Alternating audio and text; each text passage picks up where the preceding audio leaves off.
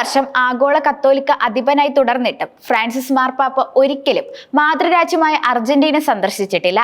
കഴിഞ്ഞ വർഷം ഫ്രാൻസിസ് മാർപ്പാപ്പ അർജന്റീന സന്ദർശിക്കാനുള്ള ആഗ്രഹം പ്രകടിപ്പിച്ചെങ്കിലും രാഷ്ട്രീയ പ്രത്യാഘാതങ്ങളെക്കുറിച്ച് അദ്ദേഹം ബോധവാനായിരുന്നു.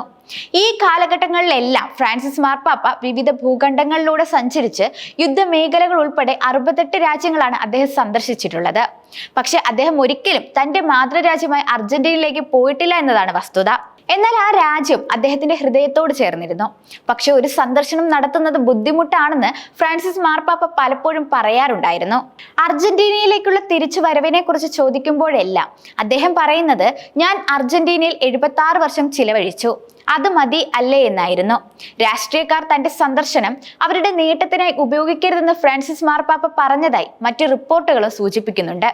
2017 ചിലിയിലേക്കുള്ള യാത്രയുടെ ഭാഗമായി മാർപ്പാപ്പ അർജന്റീന സന്ദർശിക്കുമെന്ന് റിപ്പോർട്ടുകൾ ഉണ്ടായിരുന്നു.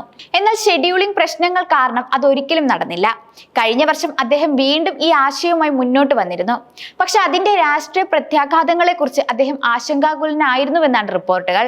അർജന്റീനയുമായി ഫ്രാൻസിസ് മാർപ്പാപ്പയ്ക്ക് വിള്ളലുകളുള്ള ബന്ധമായിരുന്നു ഉണ്ടായിരുന്നത്. ഒരു ആർച്ച് ബിഷപ്പ് എന്ന നിലയിൽ സ്വവർഗ വിവാഹത്തെ പിന്തുണച്ചിരുന്ന അന്നത്തെ പ്രസിഡന്റ് ക്രിസ്റ്റീന ഫെർണാണ്ടസ് ഡി കിർച്ചന്റുമായി അദ്ദേഹത്തിന്റെ വീക്ഷണങ്ങൾ വ്യത്യാസപ്പെട്ടിരുന്നു. മറ്റൊരു പ്രസിഡന്റായ മൗറിഷ്യോ മാക്രയുടെ ചില നയങ്ങളെയും അദ്ദേഹം എതിർത്തിരുന്നു. 2020 പ്രസിഡന്റ് ആൽബർട്ടോ ഫെർണാണ്ടസ് ഗർഭചിത്രം നിയമവിരുദ്ധമാക്കുന്നതിനെ അദ്ദേഹം ശക്തമായി എതിർത്തിരുന്നു. നിലവിലെ പ്രസിഡന്റ് ജാവിയർ മിലിയുമായും ഫ്രാൻസിസ് മാർപ്പാപ്പയ്ക്ക് വളരെ മോശം ബന്ധമായിരുന്നു ഉണ്ടായിരുന്നത്. സ്ഥാനം ഏറ്റെടുക്കുന്നതിന് മുൻപ് അദ്ദേഹം പലപ്പോഴും ഫ്രാൻസിസിനെ വിഡ്ഢി എന്ന് വിളിച്ച് അപമാനിച്ചിരുന്നു. പിന്നീട് മിസ്റ്റർ മിലി അദ്ദേഹത്തോട് ക്ഷമാപണം നടത്തുകയും ചെയ്തു. കഴിഞ്ഞ വർഷം വത്തിക്കാൻ സിറ്റിയിൽ വെച്ച് ഇരുവരും കണ്ടുമുട്ടുകയും ചെയ്തിരുന്നു.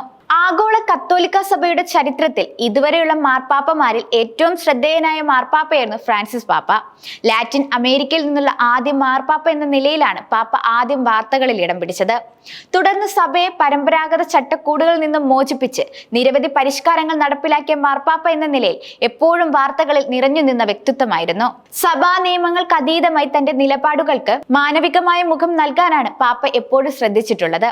മാർപ്പാപ്പയുടെ വിയോഗത്തിന് ശേഷം 20 ദിവസങ്ങൾക്കുള്ളിലാണ് പുതിയ മാർപ്പാപ്പയെ തിരഞ്ഞെടുക്കാനുള്ള നടപടിക്രമങ്ങൾ ആരംഭിക്കുക.